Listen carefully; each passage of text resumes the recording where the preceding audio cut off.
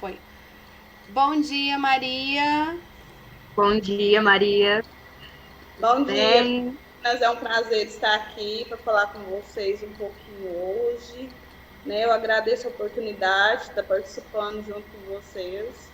Estou aqui disposta a responder todas as questões que vocês perguntarem, estiverem ao meu alcance. Ai, arrasou, Maria. Você é ótima. Nós somos muito suas filhas, a gente te adora. Somos muito, como é que eu posso dizer? Abençoadas e sortudas por ter você como a nossa supervisora, né, de estágio. E foi um dos nomes que a gente gostaria de ter pontuado, né, Duda? Para Sim, participar do nosso podcast, para fazer parte desse momento tão legal que é o nosso projeto, que tem o nome de Estágio em Formação Profissional, né, aqui da Universidade Federal de Uberlândia. E eu espero que seja tranquilo o nosso bate-papo, que as outras pessoas possam também aproveitar esse momento posteriormente quando ouvirem o nosso podcast. Tá, Maria? Sim, obrigada mesmo. Meninas, vocês também moram aqui. Eu fui abençoada com essas duas meninas. Olha, ai, que gente. fofa! Ah, ela é muito. Gente, a Maria é tudo. A Maria é tudo. Maria, então acho que você pode começar a contar como que você é, está, como foi a sua parte, assim, né, de chegar até o serviço social, de ser assistente social e o trabalho que você desenvolve, né, onde você trabalha, enfim, fica à vontade para compartilhar conosco, tá bom? Então, vou iniciar lá atrás. Tá, à vontade. Como eu sempre falei para vocês, eu comecei muito cedo na área pública. Eu comecei na área pública aos 18 anos, quando eu fui trabalhar no PSF. Em 2000, quando eu estava com 23, eu concursei, fiquei 15 anos na área de PSF. Foi aonde que me motivou a buscar, além daquilo que eu queria, porque quando eu atendia a comunidade, eu sentia necessidade que eu poderia fazer mais. E nessa época de 2008, ainda não existia nos CRAS, 2005, ainda não existia nos CRAS assistente social. Então, a gente fazia um trabalho em conjunto com a saúde. Nós entregávamos os documentinhos, os panfletinhos para as famílias buscarem cesta básica. Quem identificava as famílias de vulnerabilidade era o PSF, que levava essa demanda para o Centro de Atendimento a Famílias Carentes. Esse é o nome que tinha na época. Então, assim, eu vi que a gente poderia fazer mais. E eu comecei a notar que existia muitos idosos que alguns advogados aposentavam, e a aposentadoria não vinha para eles. O advogado ficava com a aposentadoria. Eu acompanhei 2 casos. A gente via casos de pessoas com 60 anos que não tinha aposentado ainda, 65, quase 80, não tinha nenhum documento. Pessoas que veio do Nordeste, que não conseguiu documentação, trabalhou a vida inteira na fazenda e não tinha nenhum direito garantido. E aquilo foi me gerando uma certa angústia. Um dia eu cheguei na minha chefe e falei para ela, eu acho que eu vou fazer assistente social, vou ser assistente social. Ela falou, por quê? Eu falei, sim, porque eu vejo que eu posso fazer mais pela minha comunidade e eu não estou conseguindo fazer porque eu trabalho na área de saúde e preciso ser um assistente social. E na cidade existem poucas assistentes sociais. Aí ela falou, faz mesmo, Tina, eu acho que você merece, eu acho que você tem tudo. Tanto é que eu tive um caso que depois eu fui para a delegacia depor a favor desse senhor que veio de Alagoas para cá, no Pau de Arara, trabalhou a vida toda na fazenda, obteve um câncer, estava na cidade, ninguém tinha condição de cuidar, não tinha documento, então eu fui testemunha dele, assim, sem saber quem que ele foi, se ele foi preso, se ele tinha sido alguma coisa, por causa da situação que ele vivia naquele momento. Então, ele precisava de alguém agir por ele. Então, ele vem a óbito 2 anos depois, que a gente conseguiu toda a documentação, colocou ele no abrigo para que ele fizesse o tratamento. E após isso, e inclusive quando ele foi em a óbito, ele ligou no PSF me pedindo que eu fosse até o pronto-socorro, porque o povo achava que eu era filha dele. Que ele falava que ele tinha um anjo na vida dele que tinha feito muito por ele. Que ele queria avisar como que ele estava. Eu cheguei no pronto-socorro, ele já havia falecido. Então, ele já tinha falecido, então não tive a oportunidade de ver antes. Aí, depois disso, apareceu um monte de pessoas falando que eram filhos dele e queria a aposentadoria dele. Quando ele estava doente, não apareceu ninguém. Então, foi o que mais me motivou a ir para essa área social, né? Porque eu já fazia um trabalho social dentro da igreja, porque eu sou vicentina, meus pais também são também. Então, desde pequeno, meu pai faz esse trabalho social. Então, me motivou mais ainda a fazer. O que seria vicentina, Maria? Que você sempre comenta, às vezes, no nosso estágio, e eu nunca sei o que é. Então, nem eu. É a Sociedade São Vicente de Paulo. É uma sociedade da igreja, né? Aqui, o nosso Hospital São José, ele como chama? Quem coordena ele é a Sociedade São Vicente de Paulo. Ela é filantrópica, então ela é da igreja. Então, meu pai sempre esteve dentro da igreja. Em todas as igrejas católicas existem vicentinos. Aí, esses vicentinos formam conferências. Cada igreja existe conferências, tem até 4 conferências. E são pessoas que visam fazer realmente o assistencialismo. Fazer a visita espiritual, fazer essa assistência de alimento. Às vezes eles constroem até casa para pessoas, se aquela conferência tiver o dinheiro naquela hora para poder estar custeando. Então, assim, eles fazem um trabalho muito bonito, né? Só que é assistencialismo. Que é bem diferente do que é o serviço social, né? Que a gente sempre tem que pontuar. Então, eles não empoderam as pessoas a sair daquela condicionalidade. Né? Eles levam a oração, levam tudo. Eles conseguem tratamento médico, porque o hospital, ele é quase um hospital regional aqui em Cuiabá. Então, eles acabam que tem uma carteirinha para tratamento. São atendidos muito idosos e famílias bem carentes.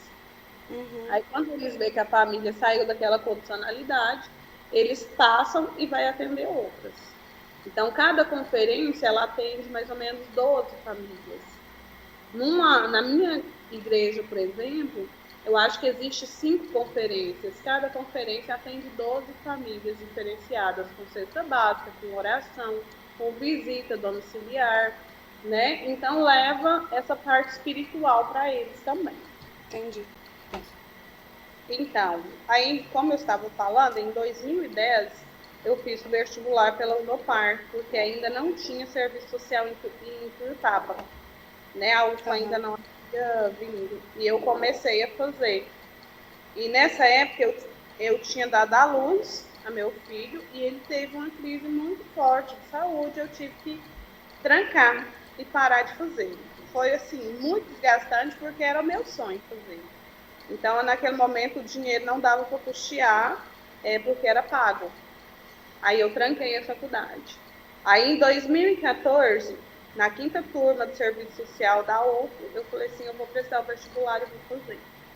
Aí eu prestei o vestibular, passei e fui fazer. Foi assim, eu fiz 1 ano e 5 meses. Não, 2 anos. Eu fiz na UF.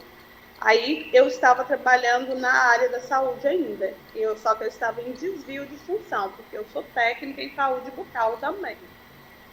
Maria é tudo, né? Fala a verdade. Maria olha... No consultório odontológico. Então eu fazia um trabalho nas escolas de prevenção, com as crianças de escovação e essa parte. Aí em 2015 houve um problema, porque todos que estavam em desvio de função teriam que voltar para o seu cargo de origem. O meu cargo de origem era o PSF. Aí eu tive que voltar. Aí como voltar e fazendo faculdade de manhã, sendo que meus horários seriam 8 horas? Não deu para conciliar os dois. Então eu tive, assim... Uma reflexão aí com o curso de serviço social da UFO, né? Esse horário de manhã.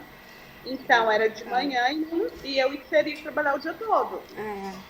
Então, assim, eu fiquei entre a cruz e a espada. E, assim, chorei muito, fiquei muito triste, sabe? Aí Maria, peguei muita gente. para decidir o que eu ia fazer da minha vida. E, assim, acabei entrando, assim, um pouco até em depressão, porque eu não queria largar a mão do meu sonho, mas eu não queria também largar um concurso que eu já tinha feito, eu já era efetiva. Sim. Então, assim, a minha mãe, que cheguei a conversar com meus pais, minha mãe falou, você é louca, você tem que largar a faculdade, continua com o seu trabalho, você é efetiva. Aí eu cheguei e falei, vou conversar com meu marido. Aí meu marido falou pra mim, falou, não, é seu sonho? Você quer? Eu falei, quero. Ele falou assim, então você vai fazer. Você vai largar o seu concurso, a gente pode até passar dificuldade. Mas assim, se tiver que vender, eu vendo o carro, eu vendo a moto para você continuar, terminar seu curso. Se é o seu sonho, você vai fazer. Porque eu já estava muito insatisfeita com o PSF. Então eu não ia ter crescimento ali. Eu precisava crescer, eu precisava fazer mais. Eu já sentia que aquilo era, já estava no meu limite do que eu poderia fazer para a minha comunidade. E eu vi que a comunidade precisava de muito mais. Aí eu fui, saí, pedi exoneração em maio, e uma amiga minha que era também coordenadora do PSF, coordenadora geral do PSF, teve o concurso do Conselho Tutelar. Ela falou, Cris, você tem um perfil. Eu falei, eu não quero. Ela falou assim, mas você tem um perfil. Eu falei assim, não, eu vou fazer a inscrição, mas eu não quero. Eu não vou passar. Aí estudando na UF e tal, aí foi na época que teve uma greve e tal, fiz mais um ano de UF. E fiz a prova em outubro. Antes de eu fazer a prova, eu falei, eu não vou ler o estatuto, eu não quero passar nisso. Aí teve a greve. Aí meu marido falou assim, você não vai estudar para o concurso? Eu peguei e falei assim, não vou. Ele falou assim, mas estuda, pelo menos dá uma lida. Aí eu peguei, adiou a prova, que era em outubro, foi para novembro. Eu falei, eu tô de férias, tô em casa, né? Vou dar uma lida no edital e tudo. E dei uma lida e passei na primeira etapa. Aí teve a segunda etapa, eu passei também, que é a documentação. Aí teve a terceira etapa. Aí foi a época da votação, que foi em novembro. E eu fiquei como primeira suplente. Né? Houve uma grande confusão na época, porque houve compra de voto, então não poderia. Então, No Conselho Tutelar já, né? Existem algumas regras que não pode exceder. Aí algumas pessoas tiveram compra de voto. Aí quando foi a posse em 10 de janeiro, aí 3 conselheiras não tomaram posse, com denúncias de que houve compra de voto. Aí, imediatamente, o juizado entrou em contato comigo, o presidente do Conselho Municipal foi até minha casa, me falou, olha, você vai tomar posse. Eu falei assim, você tem certeza? Ele falou assim, tem. Você quer? Eu falei, não. Aí ele falou assim, mas você é a primeira suplente, é você quem vai subir. Aí eu falei, pronto, agora o que eu vou fazer no Conselho Tutelar? Meu Deus, como que é? Ô Maria, Então, desculpa te interromper, eu queria te perguntar, você falou que não estava estudando para o concurso do conselho, você tinha alguma visão, assim, do conselho, ou você só achava que não era para você, esse momento agora? Eu vou contar um pouquinho agora sobre mim, algo que vocês ainda não sabem. Eu vim de casa do Conselho Tutelar. Minha mãe tinha uma deficiência mental. E eu, aos 9 anos, fui tirada do seio da minha mãe. E eu sou filha adotiva da minha família hoje atual. Então, assim, eu vi o Conselho Tutelar como parte negativa. Então, eu já tinha vivenciado aquilo na pele. Então, eu não queria estar ali. Né? Mas aí as pessoas falavam tanto que era seu perfil, e quando ele falou para mim, você quer? Eu falei, não quero. Aí ele falou assim, não, você pensa e me dá a resposta amanhã. Eu falei para o marido, eu não quero passar por ali. É muito complicado, eu não quero aquilo ali. Porque eu já tinha uma visão negativa. Então, assim, eu passei por aquilo, eu passei por processo de juizado, de tudo, antes de vir morar com a minha família adotiva aqui. Então, assim, a minha visão era negativa. Aí eu peguei e falei, não, já que eu tenho tanto negativo, às vezes Deus está colocando na minha vida para me conhecer esse outro lado. Então, eu preciso conhecer esse outro lado. para ver o que tem de negativo. A minha proposta, quando eu entrei no conselho, foi o quê? É mostrar para as pessoas que o conselho não era punitivo. O conselho não estava fazendo algo para tomar seus filhos de vocês. Então, que o conselho poderia ser uma parte positiva e a gente precisava mostrar isso. E meu marido é uma pessoa muito boa e ele conversava muito comigo isso. Então, muda essa realidade, tenta ver essa realidade diferente. Eu falei assim, é verdade, às vezes Deus está me dando essa oportunidade de mostrar. Eu preciso ver esse outro lado, saber por que eu fui tirada da minha mãe, saber por que as decisões foram tomadas daquela forma. Aí eu já estava do outro lado de quem tomou decisão referente a mim. Então, assim, quando eu fazia os meus atendimentos no conselho, eu conseguia estar no lugar do outro. Então, eu sempre uso isso. Você precisa se colocar no lugar do outro para você saber quem você é. Né? Então, eu pensava, eu tive o primeiro caso que eu atendi foi de um abuso sexual e eu fiquei muito, muito frustrada com tudo aquilo. Mas uma das conselheiras que já era antiga, ela falou assim, Cristina, esse primeiro atendimento seu vai servir tanto para você crescer que você não vai ter dificuldade mais. E realmente eu não tinha mais dificuldade. Os casos de abuso sexual eu conseguia tirar de letra, sabe? Era muito tranquilo. Então, assim, quando eu tinha o conflito familiar, eu conseguia resolver muito tranquilo, de forma que eu não agredia nem o agressor e nem a criança que teria sido agredida. Eu tive casos de drogas, de meninos que a mãe se drogava e teve que tirar da mãe e tal. Então, assim, eu vi muitas situações que era a minha realidade que eu tinha vivido. Então, aquilo me marcou muito. Por isso que eu falo que eu cresci muito como pessoa. Estando no Conselho Tutelar, eu consegui ver todas a rede diante de tudo isso, né? Na educação social, na saúde. Então, assim, eu falo que a bagagem que hoje eu carrego é de muita gratidão por Deus ter me dado a oportunidade de ter passado por esses lugares antes de eu chegar aqui e ser assistente social. Uhum.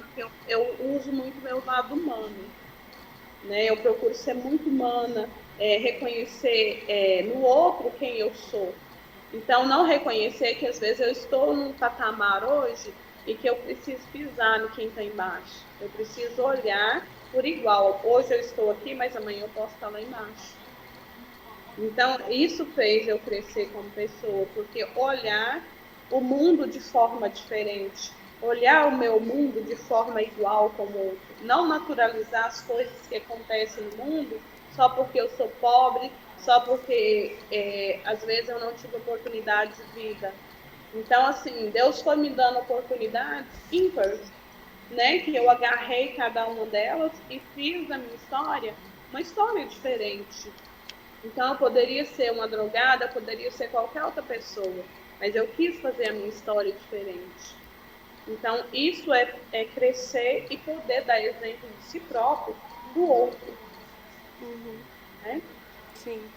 Então, é isso. Então, como eu disse para vocês, em 2010 eu tive que trancar a faculdade e voltei para a UFO. E quando eu voltei, eu já teve o caso do Conselho Tutelar, que eu tive que sair. Eu saí, pedi exoneração e fui para o Conselho Tutelar. Tranquei a UFO por 1 ano, por 6 meses.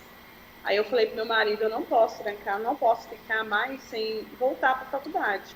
Fui lá, conversei com a Edileuza, chorei muito, muito. A Edileuza foi uma conselheira para mim. Ai, Didi é ótima. Ela aconselhou tanto para mim. Eu falei, Edileuza, eu vou ter que sair. Como que eu vou fazer? Eu não queria sair da UFO, eu queria formar aqui. Conversei com a Júlia, aí a Júlia ainda propôs, falou, não, você faz lá e depois você apresenta o seu TCC aqui, né? Aí você pega o diploma da UFO. Aí eu fui. Só que lá, a UFO tinha algumas matérias a mais, eu consegui terminar antes das meninas da UFO. Eu formei 6 meses antes que elas. Nossa. E foi tudo tranquilo, sabe? Foi assim, bem, bem de boa. Aí eu falei, gente, eu tô tendo uma oportunidade tão grande, porque eu tive a oportunidade de fazer meu estágio na PAI, conhecer esse lado da inclusão, eu tive a oportunidade de conhecer uma assistente social que trabalhava comigo. Então, eu trabalhava e estudava ao mesmo tempo. Eu tive a oportunidade de fazer o trabalho da assistente social antes mesmo que eu me formasse. Porque o conselho, ele é um pouco de tudo. Ele é um pouco, você tem que ser psicóloga, você tem que ser assistente social, você tem que ter um olhar crítico, você tem que ter um olhar jurídico diante da situação. Então, assim, eu consegui agregar essas informações tudo, né? Que cada caso eu trabalhava ele diferenciado. Eu conseguia entender que o adolescente precisava que alguém acreditasse nele para que ele pudesse crescer. Né? Que às vezes a gente pensa assim, não tem jeito, que lá não tem jeito mais. Eu já pensava diferente. Eu falava para eles, eu acredito em você. Você acredita em você? Então, quando eu falava isso para eles, eles adquiriam mais confiança em mim. Então, às vezes, tinha adolescente que ia lá, me procurava, às vezes não tinha nada mais, assim, que o conselho precisava fazer por ele. Mas, assim, ele me procurava porque ele sentia confiança em buscar alguns objetivos. Então, assim, eu sou grata hoje, porque até às vezes, os casos que eu tirava de criança que estava sendo vítima de violência ou de qualquer tipo de negligência da família, que eu tive que tirar do seio familiar e encaminhar para casa lar e que hoje foram para adoção, tem muitas mães que conversam comigo normal, que a tendência é elas ficarem com raiva. Ontem mesmo eu atendi uma aqui, que 3 crianças dela foi para o exterior. E ela veio aqui, ela ficou sabendo que eu estava aqui. Eu falei assim, não te atendo mais, eu não sou conselheiro. Ela falou, não, eu vou mudar aqui para o Nadim Ders, eu estou mudando para cá, eu preciso que você me ajude. Eu sei que meus filhos estão bem, estão vivendo uma situação melhor do que eu poderia dar para eles. Só que agora eu preciso que você me ajude. Eu já fui atrás de você no conselho, não te encontrei. Eu fui no CREAS, não te encontrei. E me falaram que você está aqui.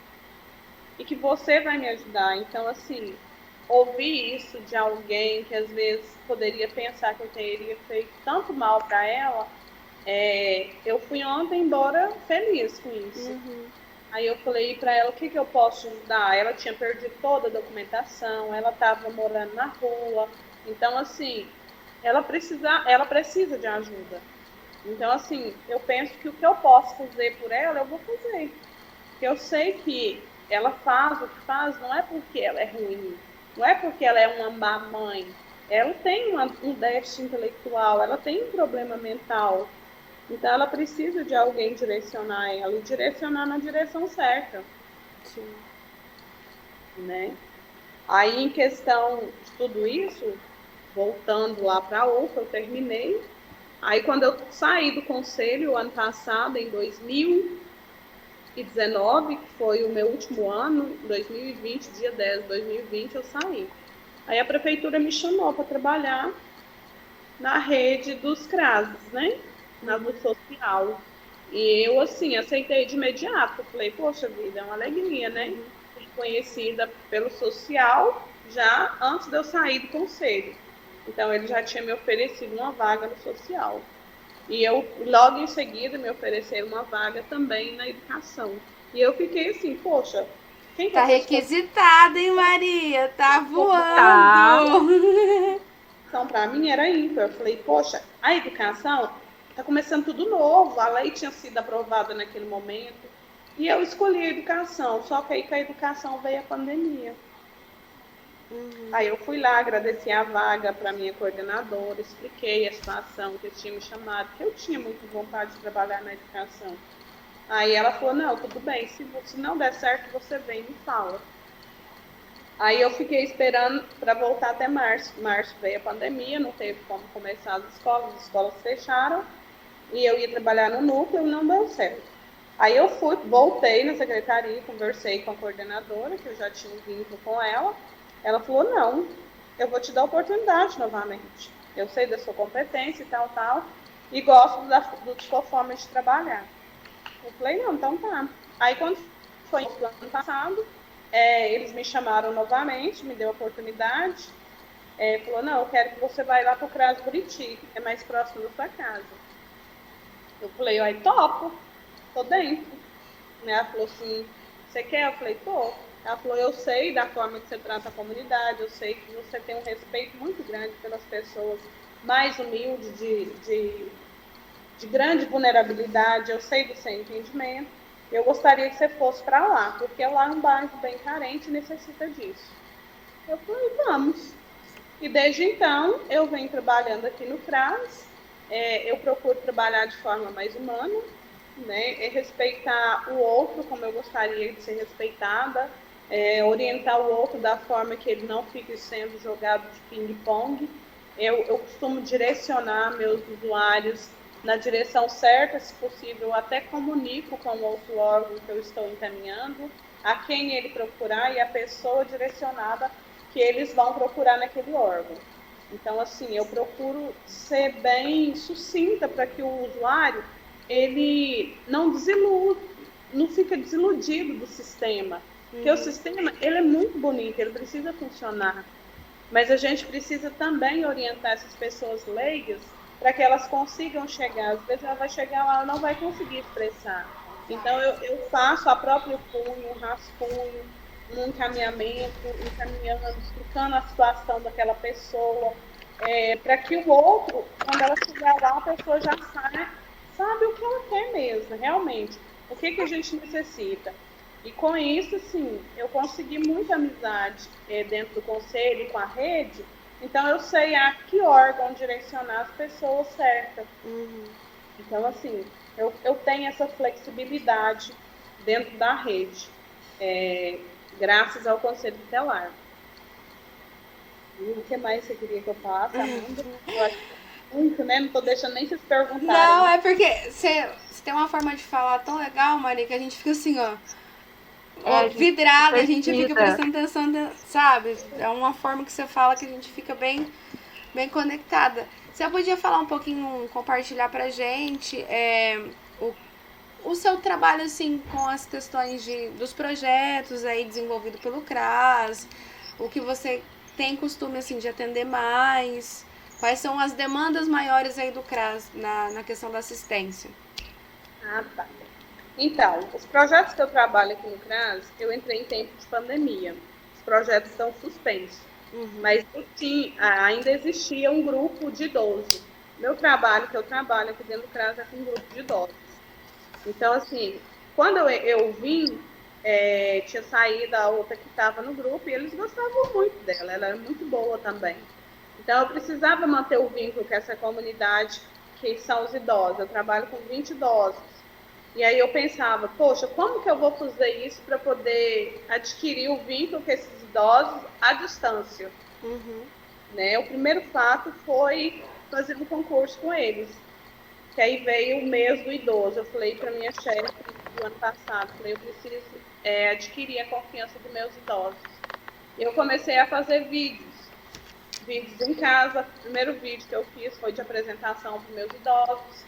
Né? Logo em seguida, a minha menininha também gosta muito de fazer vídeo, então eu fiz algumas atividades junto com a monitora que eu tinha aqui, e minha menina fez alguns vídeos, passaram para eles, aí eu punha a minha menina para fazer as atividades do outro lado, mandava para eles como fazer, uma forma de prender a atenção deles também para mim.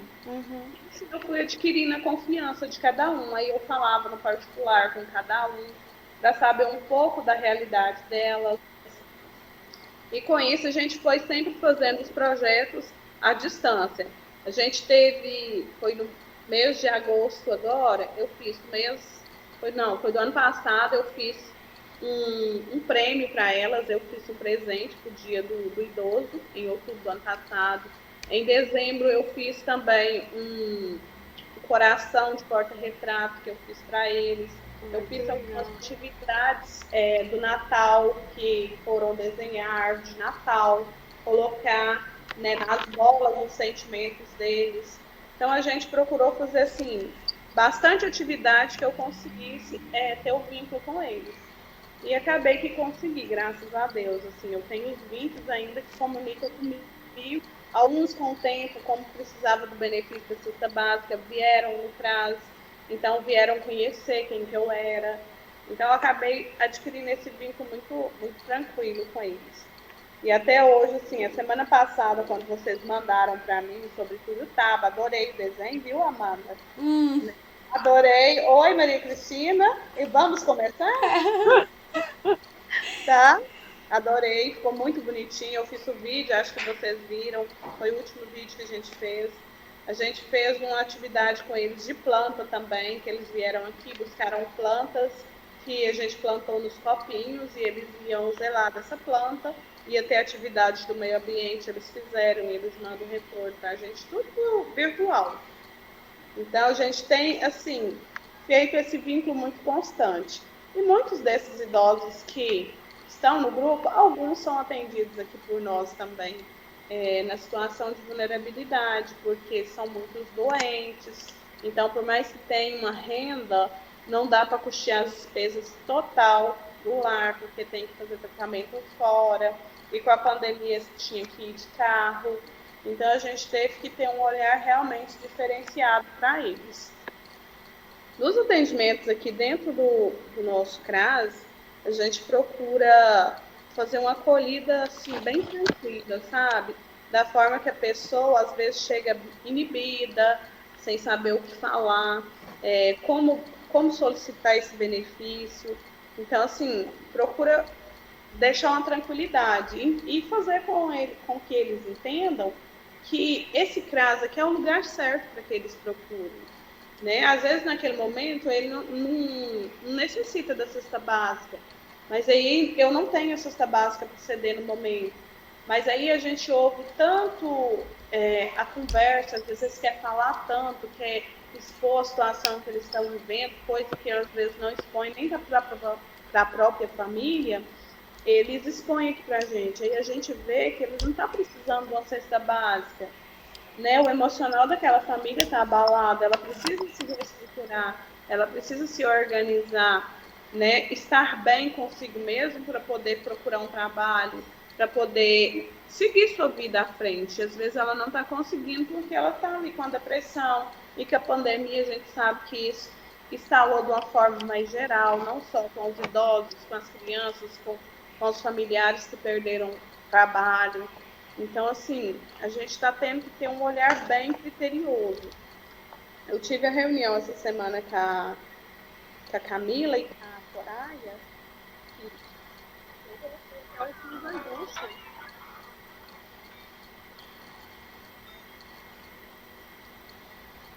Eu coloquei até algumas angústias minhas em questão do analfabetismo que nós vamos ter daqui, uma defasagem de 2 anos, né, de pessoas que vão sair da escola para trabalhar, para ajudar no sustento do lar, da família, os adolescentes, por exemplo, que se perderam nessa época de pandemia e não vai conseguir voltar depois, né, porque está instalando uma pobreza, uma diferença de classe social muito grande, o desemprego está instalando. Como eu sempre falo, a gente atendia aqui uma população de 120, 150. Hoje nós estamos atendendo uma população de 300 pessoas mensalmente. E às vezes, nem sempre dá para custear a cesta básica para todas as famílias. A gente está tendo que priorizar realmente as famílias mais necessitadas, as famílias que estão com mais vulnerabilidade social. Então, hoje, as famílias encontram ainda vivendo com auxílio 150, 250, 375. E na hora que o auxílio acabar, como será? Então, a gente vê que isso vai instalar de uma forma mais intensa. Só um minutinho, meninas. Saiu aqui. Sem problema, Maria. Estamos te ouvindo. Saiu aqui um pouquinho. Só um minutinho que eu já vou abrir. Tá, sem problema. Aí. Então vai estar lá de uma forma assim, bem intensa, que às vezes a gente não vai conseguir suprir essa necessidade da comunidade. Isso me preocupa muito. Né? Esse ano nós temos o auxílio, ano que vem, como que será? Né? As pessoas antigamente ajudavam mais essa situação de cesta básica.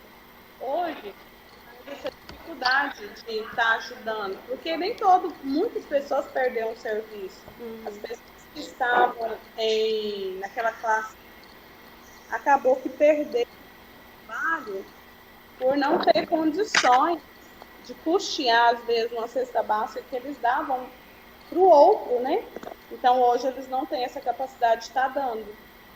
Então, a gente conversou muito sobre a situação, assim, que as pessoas estão doando menos, as pessoas estão tendo menos condições, as coisas estão subindo muito, o custo da mercadoria está muito alto. E assim, as pessoas vão no mercado com R$ 200, sai com 2 sacolinhas, não dá para custear uma cesta básica, às vezes. E a cesta básica boa, para uma pessoa passar por mês, ela está 375.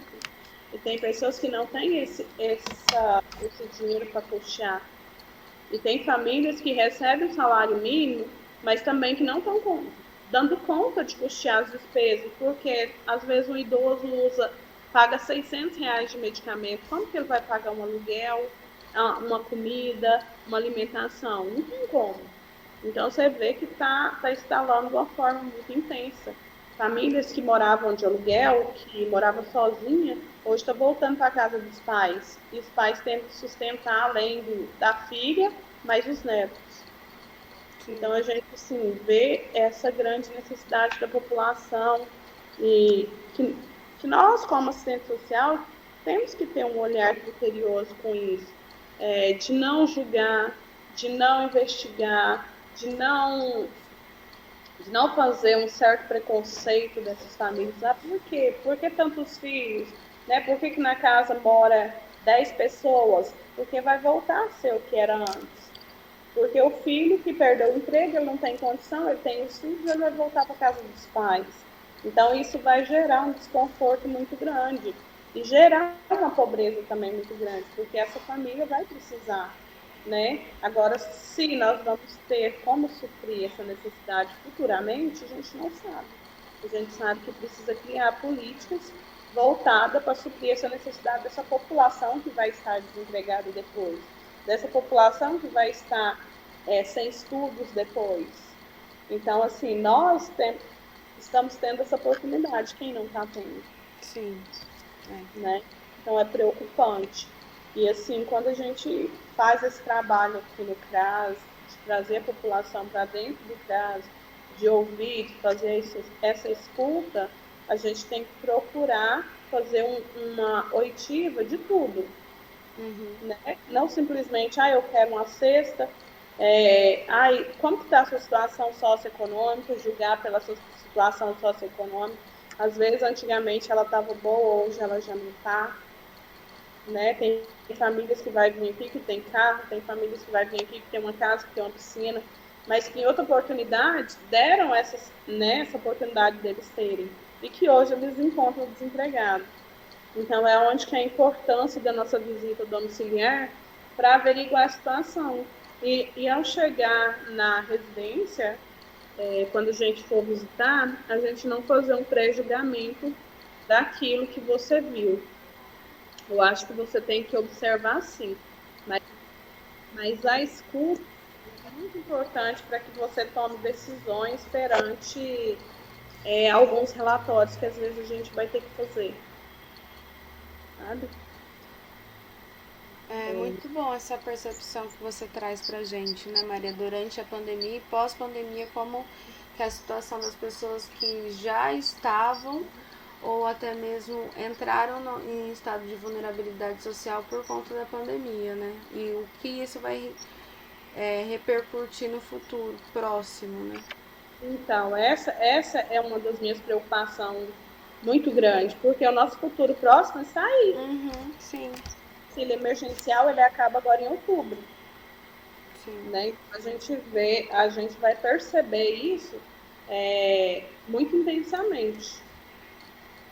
E assim, será que a gente vai ter como suprir essa necessidade dessa população? Embora o governo, a gente sabe que tem buscado algumas formas de tentar inserir essas pessoas no mercado, que agora saiu alguns cursos, né, que eram pagos e o governo vai estar dando curso técnico para que eles possam inserir no mercado. Pelo menos aqui em Minas saiu. Né? O Senar, o Senac. Então, são cursos de capacitação com o governo. Não vai ter curso. E as pessoas vão estar podendo fazer para se capacitar para voltar para o mercado de trabalho. Mas aí você pensa, uma pessoa, por exemplo, que tem um filho, como que ela vai fazer um curso de capacitação no horário comercial se ela tem que trabalhar para pôr comida na boca dessa criança? Então, assim, vai ter algumas limitações que algumas pessoas não vão ter como fazer realmente. Outros vão ser adolescentes que vão sair da escola para trabalhar de doméstica. A gente vê que até o custo, hoje estava até observando, conversando com a minha amiga, sobre isso, porque as domésticas aqui antigamente ganhavam 120 por diária. Chegou 2 aqui semana passada que falou que está recebendo R$60 por diária. Então, assim, você vê que a demanda em si, ela vai ter, mas quem vai escolher as pessoas a quem vai ter o direito de trabalhar é a pessoa que vai estar pagando. Eu pago o quanto eu quero. Sim. Se você quiser ir com você, que aquele mercado de reserva ali, que vai ter muitos soldados que não vão ter da onde tirar o seu sustento, se eu não pego por 80, vai lá uma e vai pegar por 60, porque a necessidade dela está maior do que a minha. E a mão de obra vai só defasando cada vez mais. E essas pessoas vai instalando, realmente. É a classe alta e a classe baixa. Maria, eu queria te perguntar como foi para você receber o convite para ser supervisora de estágio de forma remota? Menina, foi um desafio, viu? Eu achei que eu ia ter umas meninas muito difíceis também. Pensei, cheguei a falar para minha amiga e falei, eu não vou dar conta, não vou dar. Eu nunca tive estagiária, vocês são as primeiras. Olha aí, o início. Assim, eu tenho que tentar passar para vocês aquilo que eu aprendi o melhor. E eu falo que quando a gente tenta passar para o outro, a gente quer que ele seja melhor do que você. Né? Eu falo que o aluno ele tem que superar o professor. Porque é o que eu vejo em vocês. Eu acredito que vocês estejam me superando. Eu ainda não tive nenhum trabalho assim, para chamar a atenção de vocês. Então, por ser meu primeiro estágio, para mim está sendo um desafio muito grande. Eu procuro estudar um pouco mais para poder não passar para vocês aquilo que é errado, aquilo que eu não acredito. Então, eu falo muito para minha amiga que eu acredito que nós estamos aqui como assistentes sociais para defender o direito do outro. Né? Nós não estamos para defender o direito da entidade, nós estamos para defender o direito do povo. Nós somos assistenciais para garantir esse direito que é deles, que está na Constituição e que muitos desconhecem. E isso é o que me move ser assistente social, é poder ver que o direito deles estão sendo garantido. Né? O que me move é que eu falo que uma das alegrias maiores que eu tenho é quando eu entro com um BPC para uma pessoa e que eu sei que ele não teve que pagar um advogado para dividir aquilo que ele vai ganhar, e a gente conseguiu fazer e ele foi beneficiado. Então, se é um direito dele, eu fico muito feliz de ter conseguido e saber que ele não vai precisar de ficar dependente ou de alguém ou do sistema. Então, assim, é muito bom saber que o direito do ser humano está sendo garantido através de nós. E assim, eu vejo que, somente na área de BPC, na área de INSS, nós, como assistentes sociais, estamos tendo muita abertura, porque quando a gente fala que a classe mais vulnerável, ela não tem acesso. Exatamente. E às vezes, agora, como é tudo remoto, ou eles não conseguem fazer, porque eles não conseguem aguardar a senha, eles não conseguem nada. Então, assim, aqui no CRAS Buriti, eu mais a Andréia, que é a outra assistente social, a gente tem esse cuidado de conferir todos, se possível, todos os dias os INSS que a gente solicita, para ver o que deu. Por quê? Porque aquela família está angustiada, ela precisa saber. E ela não consegue entrar no sistema, ela não tem um celular, ela não consegue ter acesso ao sistema do INSS.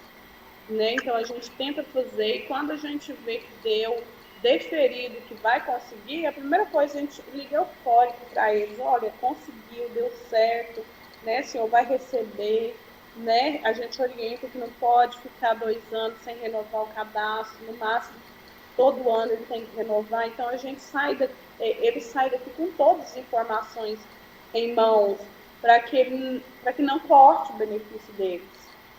Então, assim, é triste quando você vê que é direito deles. Eu tive uma aqui, que ela fazia hemodiálise, usava fístula, mas que o direito dela não foi garantido. Aí você fala, e aí? Tá, ela foi indeferido, como fazer? Eu falei para ela, não é meu papel fazer isso falar isso para você, mas é o meu papel garantir o seu direito. Então eu vou te falar que você tem o direito de entrar na Justiça Federal, porque o seu caso é um caso que realmente passa.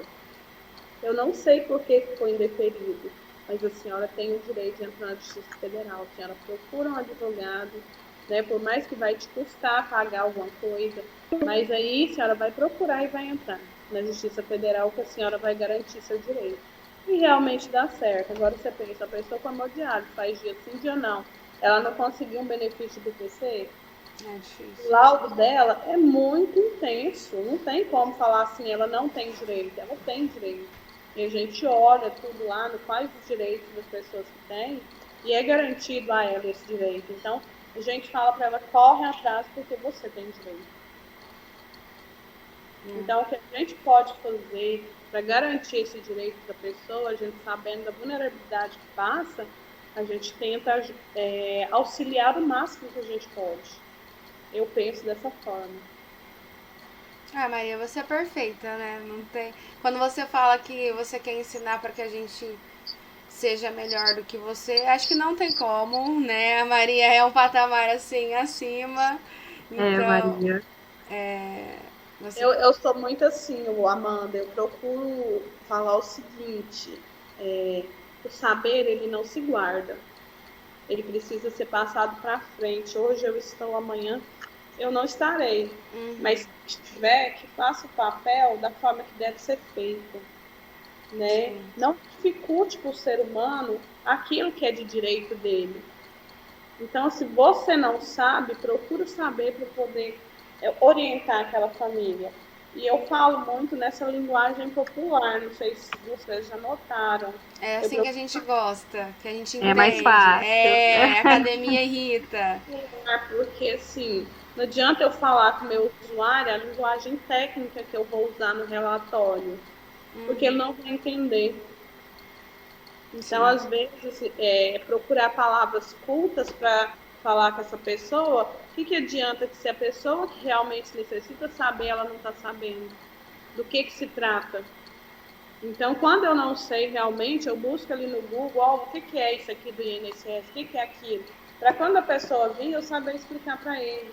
Ou se eu não sei, eu tenho humildade de perguntar para minha colega, olha, o que é isso? Eu não sei o que é, me explica, você tem conhecimento? Então, assim, eu não tenho vergonha de perguntar de maneira alguma. Quando eu entrei, eu falo com a André, eu questionei muito ela sobre... Perguntava muito, às vezes até falei para ela, às vezes até te atrapalhava. Mas eu não dou conta de fazer algo que eu não sei o porquê que eu estou fazendo. Então, eu tenho que saber o porquê de eu estar fazendo. Então, às vezes, eu tenho muito essa ligação com a minha colega de trabalho. Ela, às vezes, eu estou atendendo meu pé, eu olho para ela, às vezes, algo que eu não estou entendendo direito, falo, o que você acha? Você acha... Aí, às vezes, o saber dela é maior que o meu, ou às vezes a visão dela é melhor que a minha. Sabe? Eu não tenho isso, o meu ego não é tão alto a pensar que eu posso saber mais do que a minha colega. Eu acho que ela tem muito a contribuir com o meu crescimento. E, assim, ter essa idade de perguntar, eu acho que é melhor do que errar. Com certeza. Fazer errado ou receber uma crítica e depois eu achar ruim, mas eu fiz certo. Não, às vezes você não fez certo. Então, ter o cuidado também de não criticar o meu colega de trabalho, o meu colega de profissão. Porque, às vezes, tem muitas pessoas de outro caso que falam, nossa, mas você é super diferente da outra. Falo, olha, cada um tem a sua forma de trabalhar. Eu não sei a forma que a fulana tem. Às vezes eu discordo da forma dela, mas não é por isso que eu vou criticar ela, né? Eu acho que a gente tem que ter esse olhar realmente, por mais que a outra profissional é difícil, é uma profissional que tem uma certa barreira para algumas coisas, a gente não desfazer do trabalho do outro, né? Eu acho que quando você não desfaz, você acaba que acrescenta. Então, assim, a gente vai encontrar pessoas no caminho de vocês que, às vezes, eu vou ter atendido, ou alguma outra fala, nossa, eu até fui atendida por uma assistente social, ela foi super ríspida comigo, ela não me explicou nada, que está me esclarecendo tudo. Ou vice-versa. Nossa, essa assistente social é horrível. Né? Eu tive contato com uma que foi uma gracinha. Então, é não desfazer o trabalho do outro para que enriqueça o seu. Então, por que não exaltar? Não, às vezes ela não estava no dia bom. Então, por isso que aconteceu isso. A senhora voltou lá de novo. Vamos tentar ver o que é que pode ser ajudado? É evitar que fale mal do seu colega de trabalho, né? Se existe algo de ruim, então vai ter oportunidade que às vezes você como profissional da mesma profissão, vai poder estar conversando e ver o que pode melhorar. Sim. Eu gosto muito da forma que você fala, Maria, sobre o CRAS, o amor, o jeito que você fala, né? Porque, assim, eu tinha uma visão diferente do CRAS, não era um lugar que eu queria estagiar, e hoje eu mudei completamente a minha visão. Eu até gosto, fico ansiosa, eu vou chegar lá, vou perguntar um monte de coisa para Maria, anoto tudo, aí eu tô cheia de perguntas, a Amanda fala, Maria Eduarda do céu, você vai fazer muita pergunta hoje? Aí eu falo, vou, Amanda, marquei um monte de pergunta aqui. Olha, eu Então eu podendo. gosto. Então eu gosto bastante. Eu falo que às vezes eu falo até muito, né? E não dou espaço para vocês perguntarem. Não sei se eu estou respondendo na medida que vocês gostariam. Não, tá Mas sim, Tá, viu? sim, Maria. Porque senão a gente ia falar. A gente fala. Mas assim, eu gostaria de responder sim. Quando tiver as perguntas, não fique com vergonha de perguntar, pode perguntar mesmo. Porque se tiver no meu alcance, eu vou responder. Se não tiver, eu falo, vou buscar saber e vou informar para vocês. Não tenho vergonha, não. Eu faço um Nem monte eu, de pergunta. nem eu. Faço pergunta até que não tem nada a ver. As mais óbvias eu tô lá perguntando. É ecletismo, né? Eu acho que uma coisa puxa a outra. Igual nós trabalhamos no social, mas a gente vai ter momentos que vai precisar saber da saúde. Da Vai ter momentos educação. que vai precisar saber da educação. Então, assim, a gente precisa ter um arsenal de informações ao mesmo tempo. E assim, a gente precisa dar essa informação correta para que o usuário também chegue no lugar certo. Então, assim, eu falo que como eu estive no Conselho Tutelar, que eu tinha tudo isso, eu tinha que conhecer todas as áreas, eu acabei que tendo isso aqui também. Então, eu consigo encaminhar para a educação, direcionar a pessoa certa e saber qual que é o direito da pessoa dentro da educação. Eu consigo ver dentro da saúde, é de direito seu, porque lá eu fazia a garantia de direito da criança e do adolescente.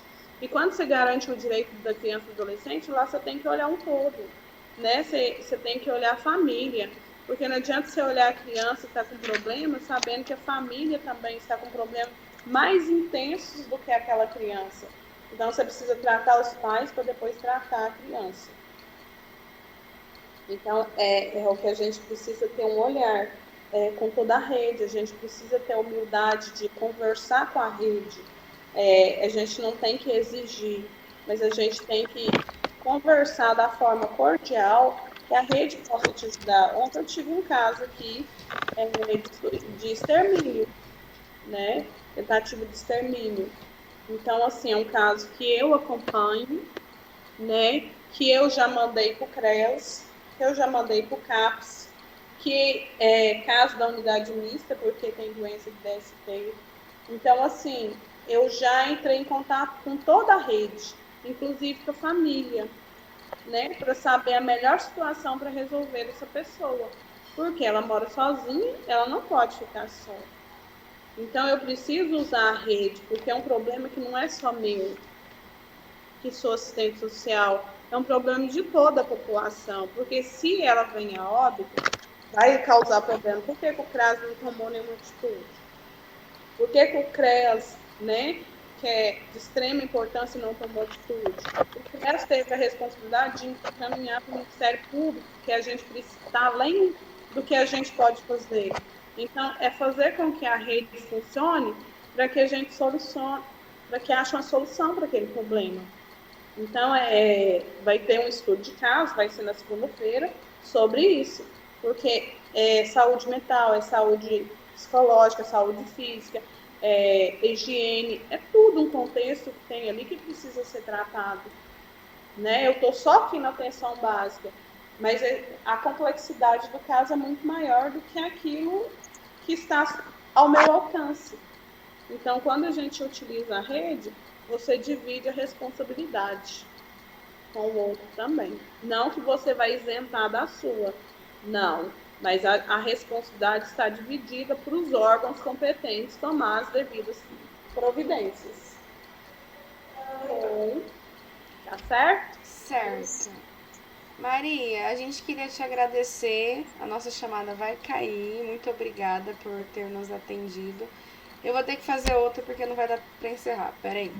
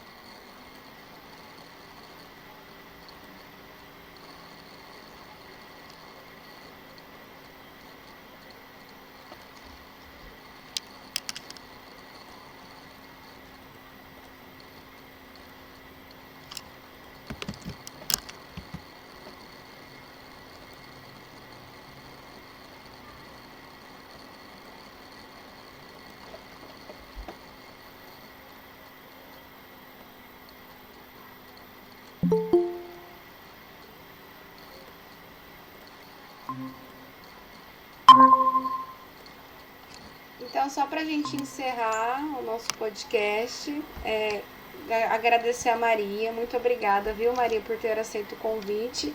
Eu tenho certeza que vai ser de extrema importância a sua participação para o nosso projeto, né, que é o nosso projeto de estágio de formação profissional da UFO. E muito obrigada, viu? Foi muito bom. Maria. A gente é suspeita a falar, né, porque somos suas filhas, então muito obrigada mesmo. Então, eu que agradeço também, tá, pela oportunidade. Eu acho que isso é um crescimento também, tá? Porque eu acho que quando a gente pega o do outro, a gente cresce junto. Então, estar de frente com vocês, compartilhando tudo isso, é muito bom. Muito obrigada pela oportunidade. Obrigada a você, Maria. Obrigada, Maria. O crescimento de vocês, porque vocês todo dia contribuem para o meu. Ai, que bom, a gente fica feliz. Você com certeza contribui muito pra gente, viu? Então tá, obrigada, viu, amores? Obrigada, Maria. Beijo, bom final de semana. Bom final de semana. Tchau. Marido. Tchau. Tchau, beijo. Eu amei.